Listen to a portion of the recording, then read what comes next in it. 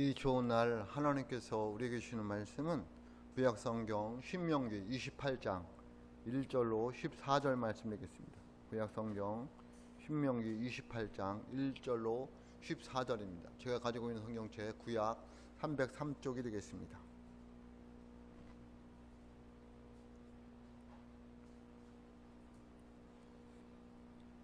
신명기 28장 1절로 14절 말씀 제가 봉독합니다. 네가 네 하나님 여호와의 말씀을 삼가 듣고 내가 오늘 네게 명령하는 그의 모든 명령을 지켜 행하면 네 하나님 여호와께서 너를 세계 모든 민족 위에 뛰어나게 하실 것이라. 네가 네 하나님 여호와의 말씀을 청종하면 이 모든 복이 네게 임하며 네게 이르리니 성읍에서도 복을 받고 들에서도 복을 받을 것이며 네 몸의 자녀와 네 토지의 소산과 네 짐승의 새끼와 소와 양의 새끼가 복을 받을 것이며 네 광주리와 떡반죽 그릇이 복을 받을 것이며 네가 들어와도 복을 받고 나가도 복을 받을 것이니라. 여호와께서 너를 대적하기 위해 일어난 적군들을 네 앞에서 패하게 하시리라. 그들이 한 길로 너를 치러 들어왔으나 네 앞에서 7길로 도망하리라. 여호와께서 명령하사 네 창고와 네 수논으로 하는 모든 일에 복을 내리시고 네 하나님 여호와께서 네게 주시는 땅에서 네게 복을 주실 것이며 여호와께서 네게 맹세하신 대로 너를 세워 자기의 성민이 되게 하시리니 이는 네가 네 하나님 여호와의 명령을 지켜 그 길로 행할 것임이니라. 땅의 모든 백성이 여호와의 이름이 너를 위하여 불리는 것을 보고 너를 두려워하리라. 여호와께서 네게 주리라고 네 조상들에게 맹세하신 땅에서 네게 복을 주사 네 몸의 소생과 가축의 새끼와 토지의 소산을 많게 하시며 여호와께서 너를 위하여 하늘의 아름다운 보구를 여시사 네 땅의 때를 따라 비를 내리시고 네 손으로 하는 모든 일에 복을 주시리니 네가 많은 민족에게 구워줄지라도 너는 꾸지 아니할 것이요 여호와께서 너를 머리가 되고 꼬리가 되지 않게 하시며 위에만 있고 아래에 있지 않게 하시리니 오직 너는 내가 오늘 네게 명령하는 네 하나님 여호와의 명령을 듣고 지켜 행하며 내가 오늘 너희에게 명령하는 그 말씀을 떠나 좌로나 우로나 치우치지 아니하고 다른 신을 따라 섬기지 아니하면 이와 같으리라. 아멘. 기도하겠습니다. 하나님 아버지 감사합니다. 거룩한 주일 하나님 앞에 나와서 예배하오니 이 자리에 모인 하나님의 자녀들에게 하나님께서 은혜를 더하여 주시고 주님께서 주시고자 하는 말씀을 주셔서 이들이 이 말씀을 붙들고 세상에 나가 살아가서 하나님께 영광 돌리며 주님이 예배해 놓으신 복을 받아 누리며 살아갈 수 있도록 성령님 함께하여 주옵소서. 주의 음성이 들려지게 도와주시고 또 주의 종 세워주셨사오니 부족한 면은 가려주시고 주님의 말씀만을 선포할 수 있는 주의 종이 되게 하여 주옵소서. 그리하여 듣는 자나 전하는 자가 다 같이 은혜 받는 귀한 시간 되게 성령이 주장하여 주옵소서. 말씀을 전할 때 들을 때 방해되는 요소 없도록 성령님이 주장하여 주옵소서. 예수님의 이름으로 기도하옵나이다. 아멘.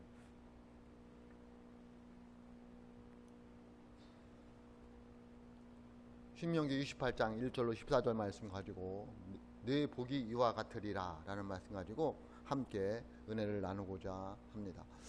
오리무중이라는 말이 있습니다. 오리 안이 잘 짙은 안개 속에 있어서 잘 보이지 않는다, 그런 뜻입니다. 의미는 어떤 일의 상황을 파악하기 어렵거나 일의 갈피를 잡기가 어려울 때 오리무중이라고 합니다. 이 오리가, 그러니까 거리로 말하는 거죠. 오리가 깊은 안개 속에 있으니 얼마나 이렇게 길이 가기가 어렵겠어요. 50m만 안개가 끼어도 운전하기도 힘들고 가기가 힘듭니다. 그런데 오리나 안개가 끼었으니까 얼마나 길이 찾기가 또 가기가 어렵겠어요. 그래서 오리무중이다. 근데 오늘날 세상이 오리무중인 것 같아요. 보이지를 않아요. 앞이 보이질 않아요. 어떻게 사야 되는지 모르겠어요. 세계가 오리무중에 있습니다. 코로나19로 인하여 세상이 온통 어떻게 되어야 될지를 모르는 그런 오리무중에 있는 것 같습니다. 혹시 여러분의 인생은 어떻습니까? 오리무중에 있지는 않습니까? 길이 보이지 않고 어디로 가야 될지 모르고 어떻게 살아야 될지 모르고 방황하고 있지는 않은지 뒤돌아볼 수 있기를 주님의 이름으로 축복합니다. 오리무중이라는 말 참 많은 것을 생각해 보게 됩니다.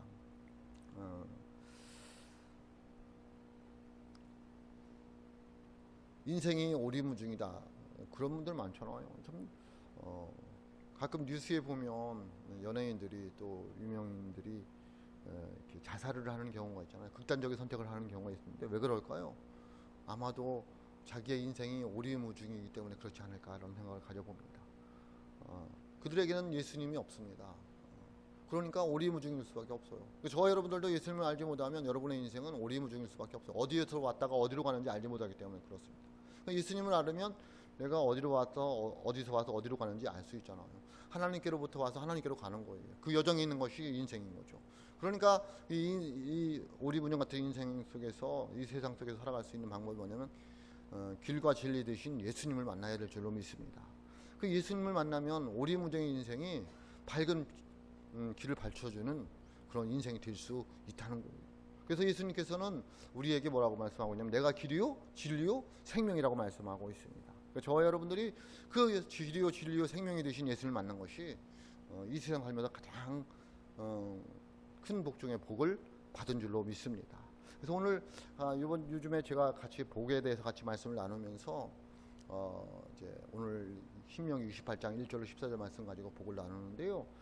여러분들이 이 말씀을 좀 이렇게 적어서 아니면 컴퓨터에 빼서 붙여놓고 하루에 한 번 아니면 오다 가다 좀 자주 읽었으면 좋겠어요. 그래서 보면서 그 말씀대로 되어지기를 기도하면 너무 좋겠다라는 생각을 가져봅니다. 여러분 신명기 28장 1절 14절 말씀 꼭 좀 그렇게 해서 여러분의 가정의 자녀들이 또 우리 교회가 복을 받는 역사가 일어날 수 있기를 주님의 이름으로 축복합니다. 그런데 이제 복이라는 단어하고 축복이라는 단어하고 우리가 구별을 할 수 있어야 돼요.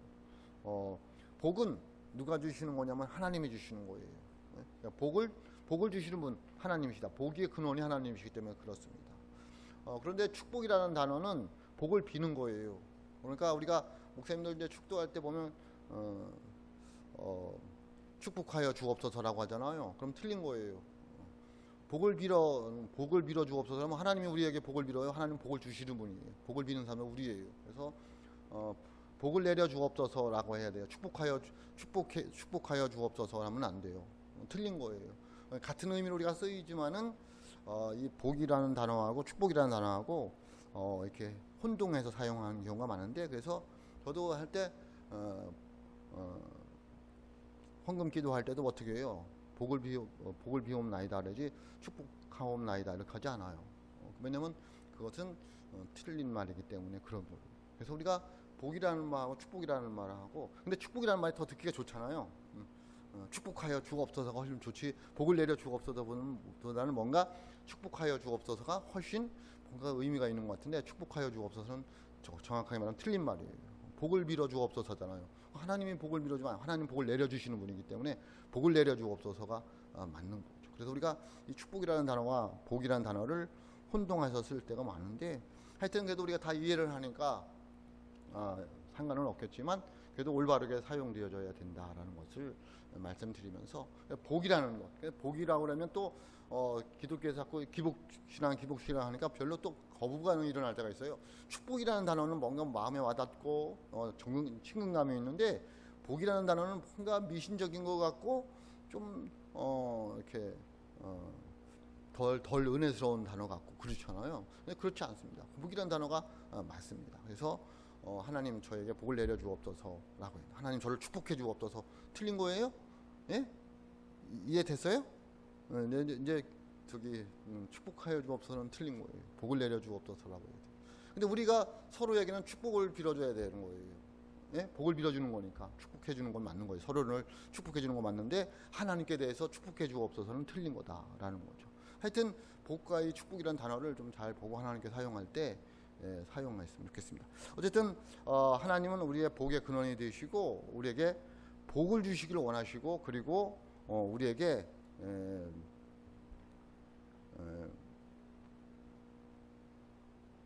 복 덩어리로 살아가기를 원하시는 분이 하나님이시라는 거예요.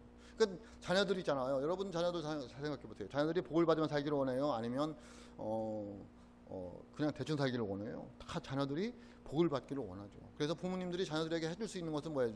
다 해주려고 그러잖아요. 안 된다고 하면서도 그건 안 해주려고 하는 게 아니라 그 자녀에게 어떤 교육을 시키기 위해서 안 해주는 것이지, 부모님들은 해줄 수 있으면 뭐예요? 다 해주는 거예요. 하나님 마찬가지예요. 하나님의 자녀를 불러놓은 저희들에게, 우리들에게 하나님께서 복을 주시기를 원하시는 거예요.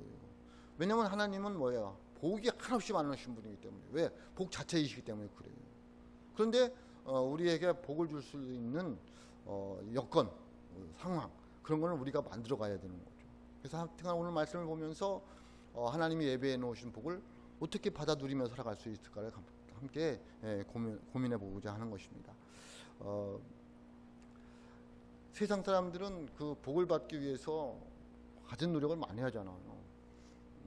그래서 그런데 우리가 볼 때 세상 사람들 복이 많은데도 불구하고 그들은 뭐예요? 더 근심이 있고 걱정이 있어요. 어떻게 할지는 몰라요. 두려워하고 그래요. 그래서 돈 많은 사람들 보세요. 두렵고 겁나니까 경호원들도 데리고 다니고요. 또 그 가지고 있는 게 양이 안 차가지고요. 더 가지려고 하고 싸우고 그러잖아요. 왜 그럴까요? 그 복에는 세상 복에는 근심이 있기 때문에 그래요. 근심이 같이 오는 거예요. 돈 많으면 근심 없을 것 같잖아요. 근데 세상 복은 근심이 같이 온다니까. 근데 하나님께서 주시는 복은 근심이 없어요. 평안이라는 거예요. 잠언 말씀 10장 22절에 보면 이렇게 말씀하고 있습니다. 여호와께서 주신 복은 사람을 부하게도 하고 근심을 겸하여 주지 아니하시느니라. 그렇게 말씀하고 있어요. 하나님이 주신 복은 부하게는 하지만은 뭐를 안 줘요? 근심을 주지 않는다는 거예요. 근데 세상 부는 근심이 같이 온다니까. 근데 이 하나님께서 우리에게 복을 주실 때에 하나님은 처음에 이 인간을 만들 때 있잖아요. 사람을 만드셨어요. 말씀으로 사람을 창조하셨는데도 그 다음에 가장 먼저 사람에게 한 게 뭔지 알아요? 복을 내려주셨어요. 그러니까 하나님은 우리들에게 복을 주시고 싶어서 어찌할 바를 모르는 분이에요. 왜냐하면 만들어 놓고 가장 먼저 한 게 뭐라고요? 복을 내려주셨어요. 창세기 1장 28절에 보면 이렇게 말씀하고 있습니다. 하나님이 그들에게 복을 주시며 하나님이 그들에게 이르시되 생육하고 번성하여 땅에 충만하라. 땅을 정복하라. 바다의 물고기와 하늘의 새와 땅에 움직이는 모든 생물을 다스리라 하시니라. 아멘. 하나님이 그들에게 복을 주시며 라고 말씀하고 있습니다. 가장 근데 세상에 만들어 놓고 하나님께서 사람들에게 하는 일이 뭐라고요? 복을 주셨다는 거예요. 그리고 우리의 믿음의 조상 아브라함이 있잖아요. 아브라함도 불러서 가장 먼저 한 일이 뭐냐면 복의 근원이 되게 한 거예요. 복을 주신 거예요. 복덩이로 살게 하신 거예요. 창세기 12장 2절에 보면 이렇게 말씀하고 있습니다. 내가 너로 큰 민족을 이루고 네게 복을 주어 내 이름을 창대하게 하리니 너는 복이 될지라. 복덩어리로 살아가게 될 거다. 그 얘기를 하고 있는 거예요. 그러니까 아브라함의 조상들, 아브라함의 후손들 우리들도 아브라함의 복을 같이 받는 거예요. 그러니까 저와 여러분들도 이 세상에서 뭘로 살아가는 거예요? 복덩어리로 살아갈 수밖에 없는 존재들이라는 거예요. 왜? 하나님이 그렇게 말씀하셨으니까. 하나님이 사람을 가장 먼저 만들어 놓고 하신 일도 복을 주신 것이고 믿음의 조상 아브라함을 불러놓고도 가장 먼저 한 것이 복을 주신 거예요. 그러니까 저와 여러분들도 예수님을 믿는 사람들로서 하나님의 자녀들로서 아브라함의 후손들로서 복덩어리로 살아가야 될 줄로 믿습니다. 그게 하나님의 뜻인 거예요. 복을 받아 누리며 살아가는 것이 하나님의 뜻인 거예요. 히브리서 한 장 더 보면 히브리서 6장 14절에 보면 이렇게 말씀하고 있습니다. 이르시되 내가 반드시 너에게 복주고 복주며 너를 번성하게 하고 번성하게 하리라 하셨더니 아멘. 복주고 복주며라고 말하고 있어요. 하나님은 우리 하나님의 자녀들에게 복을 주시기 위해서 안달나신 분이라고 생각하면 돼요. 그러니까 그 복을 우리가 받아 누려야 되는 거예요. 구약 성경을 통해서 그럼 오늘 말씀을 통해서 하나님이 말씀하신 이와 같은 복은 어떤 복일까? 내 복이 이와 같으리라 라고 말씀을 정했는데 이와 같은 복은 어떤 복일까를 한번 살펴보고자 합니다. 오늘 본문 말씀 보면 2장 1절부터 14절까지 복에 대해서 이야기하고 있는데요. 제가 세 가지로 분류를 해봤어요. 이 복을 어떻게 합니까? 첫째는 탁월함의 복을 주시기를 원해요. 탁월함의 복. 그러니까 뛰어나다는 거죠. 탁월함의 복에는 세계 민족의 뛰어나는 복을 받는다. 그 얘기를 하고 있습니다. 오늘 말씀 1절 하반절입니다. 1절 하반절을 보면 이렇게 말씀하고 있습니다. 네 하나님 여호와께서 너를 세계 모든 민족 위에 뛰어나게 하실 것이라. 아멘. 여러분 잘 생각해 보세요. 하나님을 믿는 민족들이 뛰어나게 되어 있더라는 거예요. 못 살고 가난한 족속들은 하나님을 모르는 족속들이에요.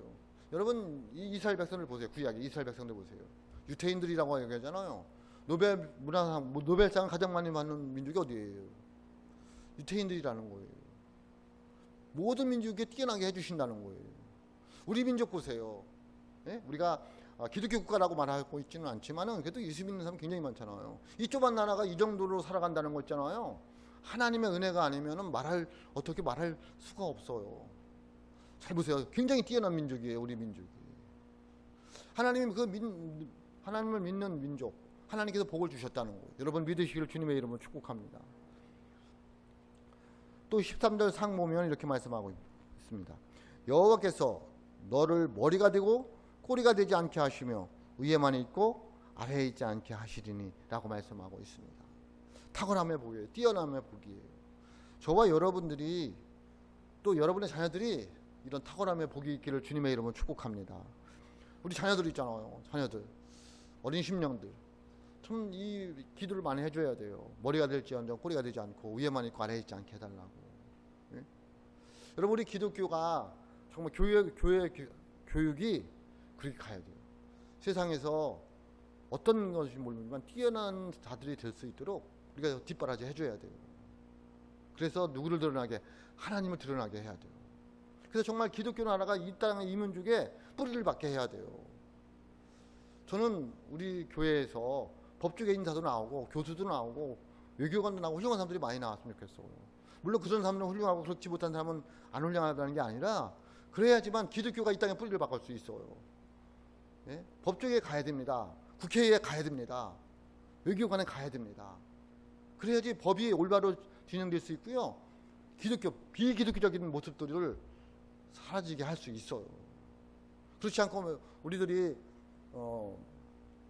자녀들이 머리가 되지 않으면 앞으로의 기독교는 생존할 수가 없어요. 왜 이단들은 그렇게 그런 사람들이 많을까요? 높이되어 있는 사람들이 많을까요? 참 신기해요. 우리들이 정신을 차리고 교육에 힘을 써야 돼요. 교육, 신앙교육은 물론이거니와 학교 교육에도 굉장히 신경을 써야 된다는 거죠. 왜? 하나님이 그렇게 말씀하셨으니까. 머리가 될지언정 꼬리가 되지 않고 위에만 있고 아래에 있지 않게 하시라고 말씀하셨으니까 우리가 그 말씀을 믿고 나아가야 되는 거예요. 그러니까 자녀들을 위해서 기도를 많이 해주셔야 돼요. 여러분들이. 어린 심령 붙들고 기도 많이 해주셔야 돼요. 하나님의 지혜가 있을지어다. 하나님의 지혜가 있을지어다. 기도해 주셔야 돼요. 첫 번째는 탁월함의 복이었고요. 두 번째는 무슨 복이냐면 번영의 복이에요. 물질의 복을 말하고 있어요.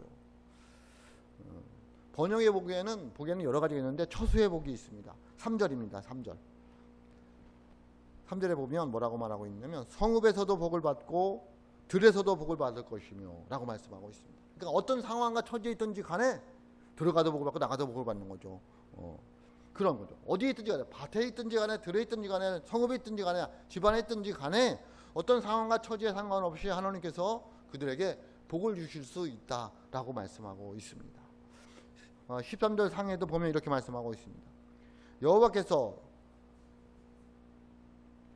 4절 5절입니다. 죄송합니다. 4절 5절에 보면 내 몸의 자녀와 내 토지의 소산과 내 짐승의 새끼와 소와 양의 새끼가 복을 받을 것이며 내 광주리와 떡반죽 그릇이 복을 받을 것이며 라고 말씀하고 있습니다. 그러니까 어디에 있든지 간에 무슨 일을 하든지 간에 하나님께서 복을 내려 주시겠다고 말씀하고 있습니다.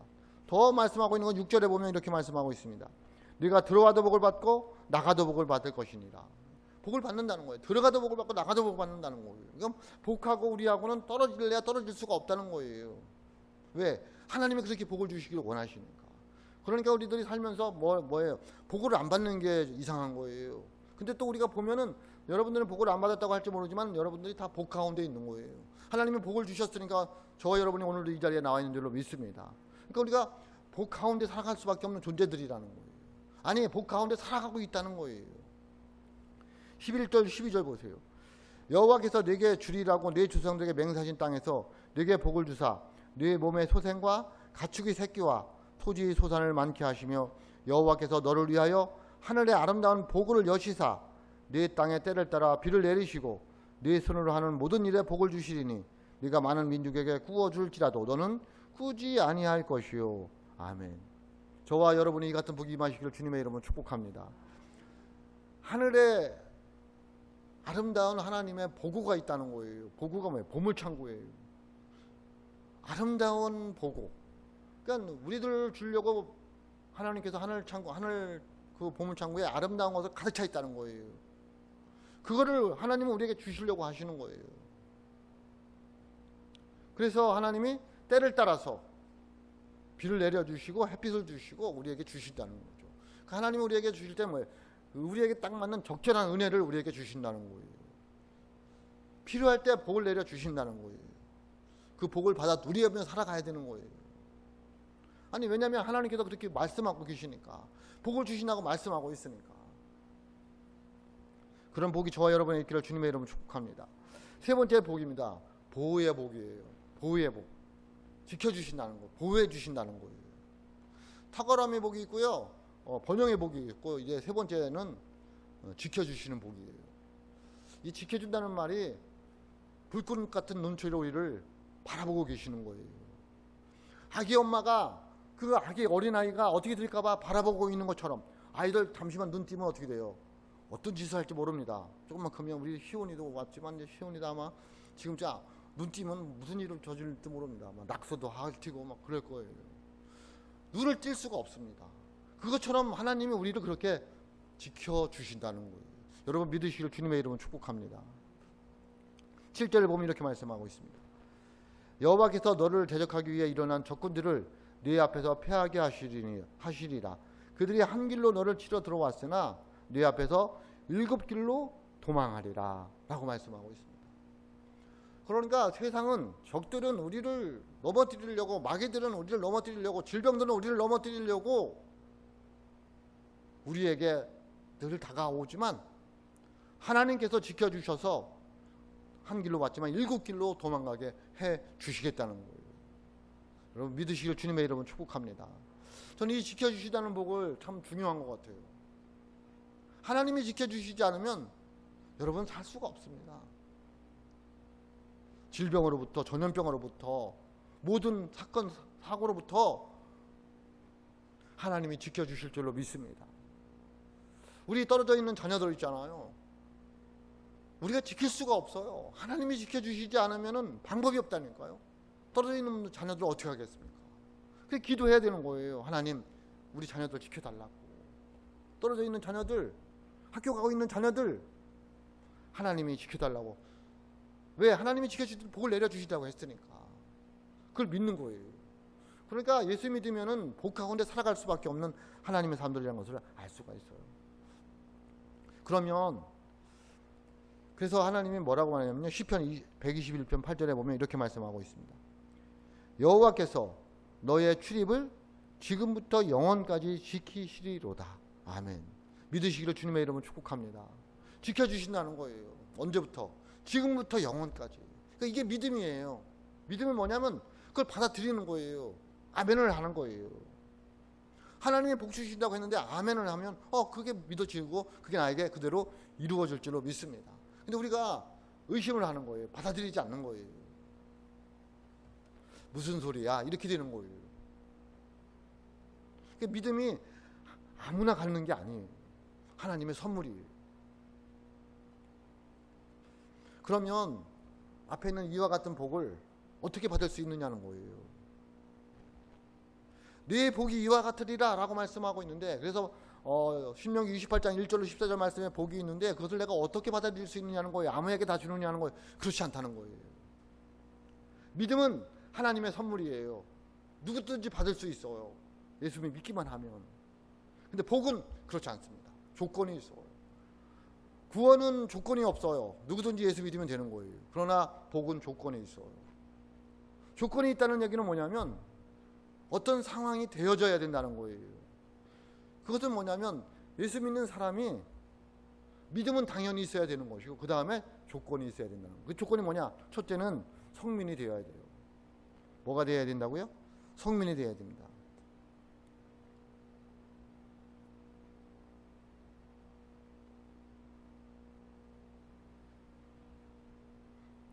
하나님이 우리에게 복을 주시는데 우리가 먼저 되어야 될 것이 뭐냐면 성민이 되어야 돼요. 9절 봅니다. 9절. 여호와께서 내게 맹세하신 대로 너를 세워 자기의 성민이 되게 하시리니 이는 네가 내 하나님의 명령을 지켜 그 길로 행할 것임이니라. 아멘. 뭐가 되어야 된다고요? 성민이 되어야 돼요. 성민. 성민은 뭐냐면 거룩한 백성을 말하고 있어요. 세상 사람들과 구별된 사람을 말하고 있어요. 그 성민의 특징이 뭐냐면 하나님의 명령을 지켜 행하는 사람이에요. 그러니까 내가 예수 믿었다고 구원받았다고 해서 다 성민이냐? 저는 참 그거에 대해서 한 번쯤 생각해 봐야 돼요. 하나님의 말씀을 듣고 지켜 행하는 자가 저는 성민이라고 봐요. 세상과 구별된 자가 성민이라고 봐요.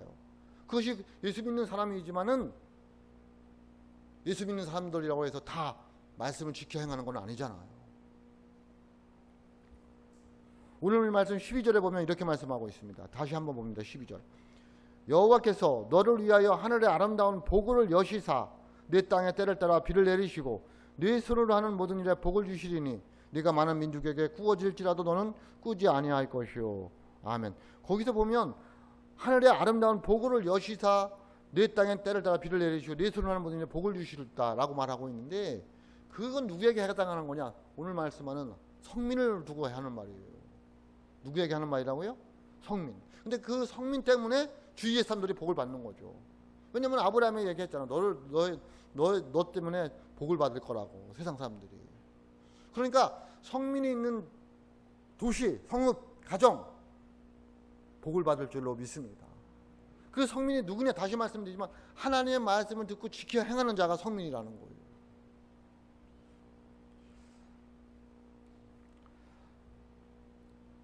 오늘날 저와 여러분이 성민인 줄로 믿습니다.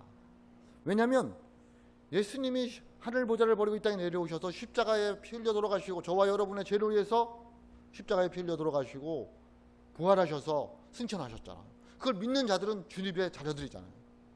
주님의 자녀들이 저와 여러분들이 오늘도 뭐예요? 주의 말씀에 순종하기 위해서 지켜 행하기 위해서 이 자리에 나왔잖아요. 그러므로 저와 여러분들이 성민인 줄로 믿습니다. 그러면 이 성민에게 하나님께서 분명히 이와 같은 복을 내려주시다고 했으니까 저와 여러분들이 복을 받으시기를 주님의 이름으로 축복합니다. 복 가운데 있는 것을 깨달아야 돼요. 고백해야 된다니까. 하나님 저에게 복을 내려주셔서 감사하다. 복을 받았어요? 안 받았어요? 네? 복 받은 것 같지가 않죠. 굉장한 복을 받았음에도 불구하고 복을 받았다고 생각하지 않아요. 왜? 그건 우리의 욕심 때문에 그래요. 우리 안에 욕심이 가득했기 때문에 지금의 나의 상태로는 복을 받았다고 말하지 않아요. 네? 죽어도 모 그룹 회장 정도 돼야지 복을 받았다고 생각한다니까. 그건 욕심인 거예요. 그건 욕심인 거예요. 내 상황과 처지를 봤을 때에 굉장히 복을 많이 받은 거예요. 잘 생각해 보세요. 빈수레로 왔잖아요, 이 땅에. 예? 빈수레로 왔다니까요. 그래서 지금 여기까지 왔어요. 하나님의 복인 줄로 믿습니다. 왜? 내가 성민으로 살아왔기 때문에 그래요. 여러분 성민으로 살아갈 수 있기를 주님의 이름으로 축복합니다. 그래서 이 성민은 하나님과의 관계를 잘 유지해 가야 돼요. 어떤 관계로? 좋은 관계로. 제가 좋아하는 말로 하나님과 친하냐는 거예요. 여러분들 누구하고 친해요? 하나님하고 친해요? 세상하고 친해요? 하나님과의 올바른 관계를 가지려고 해야 돼요. 하나님과 친해야 된다니까. 그게 성민이에요. 세상과 친한 건 성민이 아니에요. 물질과 친한 건 성민이 아니에요. 거룩한 백성들은, 구별된 백성들은 하나님과 친하다는 거예요. 그러니까 하나님과의 관계를 늘 중요시 여겨야 돼요. 하나님께 신경 써야 돼요. 네? 누구에게 신경 써야 된다고요? 하나님께 신경 써야 됩니다. 근데 우리는 하나님께 신경을 별로 안 써요. 그러면 복을 받을 자격이 있는 성민이 되기 어렵다는 거예요.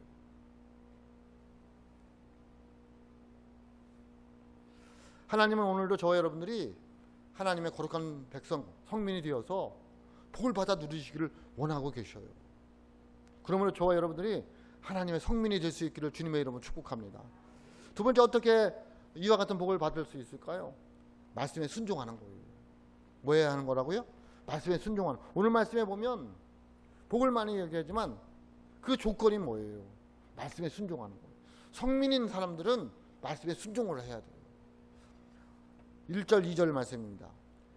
네가 네 하나님 여호와의 말씀을 듣고 내가 오늘 네게 명령하는 그의 모든 명령을 지켜 행하면 네 하나님 여호와께서 너를 세계 모든 민족에 뛰어나게 하실 것이요 네가 네 하나님 말씀을 청종하면 이 모든 복이 네게 임하며 네게 이르리니. 또 9절 하반절에도 보면 이렇게 말씀하고 있습니다. 이는 네가 네 하나님의 여호와의 명령을 지켜 그 길로 행할 것임이라. 또 13절 하반절입니다. 오직 너는 내가 오늘 네게 명령하는 네 하나님 여호와의 명령을 듣고 지켜 행하며. 계속 봅니다. 14절입니다. 14절 상. 내가 오늘 너희에게 명령하는 그 말씀을 떠나 좌로나 우로나 치우치지 아니하고 라고 말씀하고 있습니다. 그러니까 이 모든 것들을 한마디로 딱 얘기하면 뭐예요? 하나님의 말씀 듣고 순종하라는 거예요. 네? 뭐 하라고요? 듣고 순종하라고. 내가 이와 같은 복을 받기를 원하느냐? 듣고 순종하라는 거예요. 내가 성민이 되었으니까, 하나님의 백성이 되었으니까 그 다음에 할 일은 뭐냐? 듣고 순종하는 거예요. 말씀을 듣고 순종하는 거예요. 이게 어려운 거지만은 복을 받기 위해서는 해야 되는 거예요. 순종하지 않는데 복을 내려주시잖아요. 그러면 어떻게 될까요? 사람 버립니다. 사람 버립니다. 아무에게나 막 복을 주시면 사람 버립니다. 누구에게 주신다고 조건을 붙였어요? 듣고 순종하는 자예요.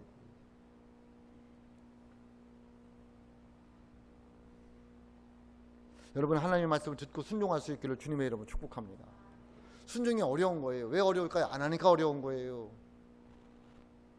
예? 하면 쉬워요.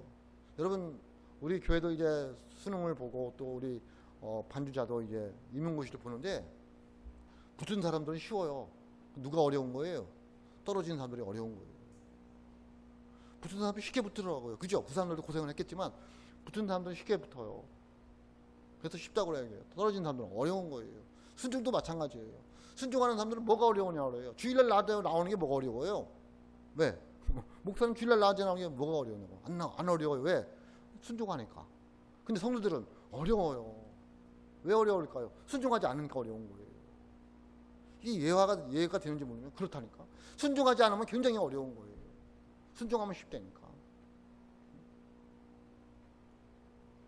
말씀을 듣고 순종하면 하나님께서 복을 내려 주신다는 거예요. 그러니까 하나님이 우리에게 원하시는 것은 우리가 못하는 걸 원하시지 않는다니까요. 저 먼데 있는 바다에 있는 거 그렇게 하루에 있는 거 아니라는 거예요. 내 마음속에 있다는 거예요. 내가 마음 먹고 결단만 하면 할 수 있다는 거예요. 근데 우리가 뭐예요? 거기까지 나가기가 어려운 거예요. 마음 먹고 그래 해보자, 죽으면 죽으리라, 이 각오가 어려운 거예요. 여러분, 말씀을 듣고 순종할 수 있기를 주님의 이름으로 축복합니다. 그러면 하나님께서 이와 같은 복을 내게 주신다고 분명히 말씀하고 있기 때문에 그래요. 세 번째입니다. 어떻게 우리가 이와 같은 복을 받을 수 있을까요? 세 번째, 우상을 섬기지 않는 거예요. 뭐를 섬기지 않는 거라고요? 우상 안 섬기는 거예요. 14절 하반절입니다. 다른 신을 따라 섬기지 아니하면 이와 같으리라. 다른 신을 섬기지 말아야 돼요. 다른 신. 이 다른 신이라는 것을 여러 가지로 말할 수가 있겠는데요. 우상은 뭘까? 내가 하나님보다 더 사랑하는 건 다 우상이에요. 하나님보다 더 관심 갖는 건 우상이에요. 다른 신이. 물질에 관심이 많습니다. 건강에 관심이 많습니다. 관심을 갖지 말라는 게 아니라 하나님보다 더 관심 갖는 거예요. 다 우상이에요. 하나님께 신경 써야 되는데 하나님께 신경 쓰이는 것보다 거기 더 신경 쓰여요. 우상인 거예요. 이단 우상인 거예요. 이단. 왜냐하면 그 이단을 보면 자기들이 하나님이라는 거예요. 자기가 예수라는 거예요. 이거 같이 큰 우상이 어디 있어요?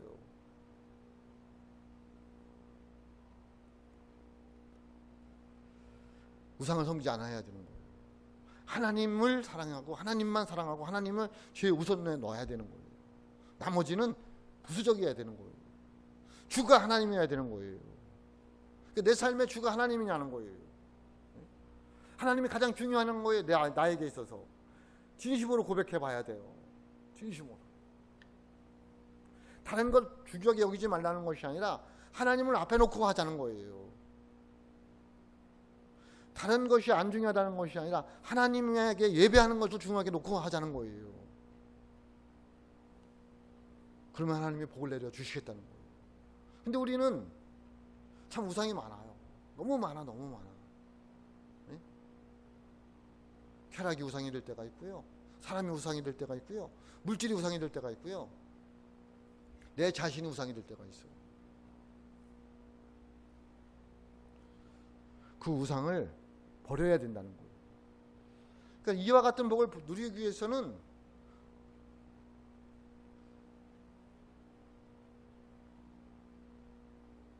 결단하면 됩니다. 결단하면 됩니다. 그래, 주님이 약속하신 이 복을 받아 누리자. 성민으로 살아가자. 성민은 되었잖아요. 뭐 예수 믿고 구원받고 내가 예수 믿는 사람답게 살아가고 몸부림치고 있잖아요. 중요한 건 뭐냐면 저는 두 번째인 것 같아요. 세 번째도 별로 문제가 되지 않아요. 왜? 두 번째 걸 해결하면 두 번째가 뭐였어요? 듣고 순종하면. 그러니까 이 한마디로 얘기하면 하나님께서 이와 같은 복을 신명기 28장 1절로 14절에 있는 복을 받으려면 뭐 하면 되는 거예요? 듣고 순종하면 되는 거예요. 그게 결론이에요. 이 어려운 세상 속에서 잘 되고 탁월하고 보호받는 복을 받으려면 듣고 순종하자는 거예요. 뭐 하자고요? 듣고 순종하는 거예요. 여러분, 세계적인 거부였던 서기의 왕 록펠러를 아시잖아요. 그분이 그 엄마가 아주 독실한 기독교인이었어요. 그래서 그 엄마가 그에게 10가지 교훈을 내려줬는데 이 록펠러가 정말 그 엄마의 교훈을 듣고 그대로 순종했다는 거예요. 그래서 신앙적인 면에서 그가 부자가 얼마나 세계적인 부자가 되었어요. 여러분 2009년도에 빌 게이츠라는 그 소프트웨어로 해서 돈 많이 버는 사람 있잖아요. 그 사람보다 3배나 더 돈을 많이 번 사람이 록펠러라는 거예요. 그 록펠러가 미국의 95%의 석유 공장을 가지고 있다는 거예요. 그 큰 미국에. 돈이 어마어마한 거죠. 그리고 대대적인 자선사업가로 살아갔어요. 그가 55세가 되었을 때에 죽을 병이 걸렸어요. 그런데 작은 누구를 도와줄 때 보니까 너무 기쁨이 있더라는 거예요. 그래서 하나님께 기도했어요. 하나님 나 살려주시면 내가 가지고 있는 돈 어려운 사람 도우며 살겠다고. 그래서 97세까지 살았어요. 그 사람이 록펠러였어요. 근데 그 엄마가 그에게 10가지 교훈을 줬어요.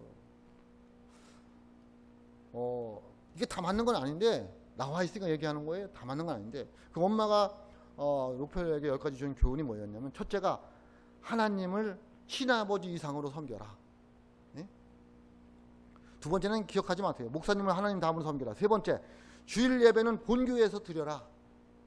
네 번째, 11조는 하나님 것이므로 먼저 구별한 후 나머지를 사용하라. 다섯 번째, 아무도 원수로 만들지 마라. 여섯 번째, 아침에 목비를 세우고 기도하라. 일곱 번째, 잠자리에 들기 전에 하루를 반성하고 기도하라. 여덟 번째, 아침에 꼭 하나님의 말씀을 읽어라. 아홉 번째, 남을 도울 수 있으면 힘껏 도우라. 열 번째, 예배 시간에 항상 앞에 앉으라. 록펠러는 그거를 시키려고 엄청 노력했다는 거예요. 하나님이 뭐 했어요? 복을 내려주셨다는 거예요. 그도 어려운 일이 많았어요. 근데 그는 믿음을 가지고 하나님께 말씀에 순종하면서 나아갔어요. 하나님이 복을 내려주셨어요. 물론 그가 열심히 노력을 했죠. 근데 그 모든 것들이 하나님의 은혜임을 록펠러가 고백하니까.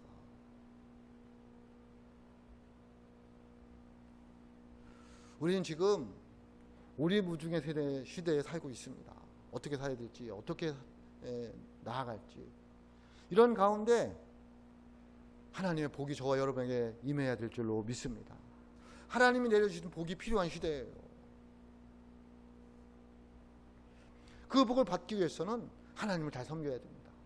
하나님을 경외할 수 있어야 됩니다. 하나님을 두려워할 수 있어야 됩니다. 하나님 말씀에 듣고 순종하는 삶을 살아가야 됩니다. 우리가 그동안 하나님 앞에 불순종하고 거룩한 백성답게 살지 못한 것을 회개하고 하나님 앞에 나와서 하나님을 존경하고 존귀히 여기고 하나님을 두려워하고 하나님을 예배하는 하나님의 사람들이 될 수 있기를 주님의 이름으로 축복합니다. 하나님의 영광을 위해서 우리의 삶을 바꿔보는 거예요. 그게 회개예요. 하나님이 복을 내려주실 줄로 믿습니다. 이와 같은 복을 내려주실 줄로 믿습니다. 하나님이 성민이 되어서 하나님의 말씀을 듣고 순종하고 우상 섬기지 말고 늘 예배의 자리에서 하나님을 예배한다면 하나님이 저와 여러분에게, 우리 교회에, 우리 자녀들에게 이와 같은 복을 내려주실 줄로 믿습니다. 하나님 오늘도 원하시는 거예요. 얘들아, 난 너희에게 복을 내려주고 싶다. 그러니 너희들 성민이 되고 말씀을 듣고 순종하고 우상 섬기지 마라. 주의 음성으로 들으시기를 주님의 이름으로 축복합니다. 기도하겠습니다. 하나님 아버지 감사합니다.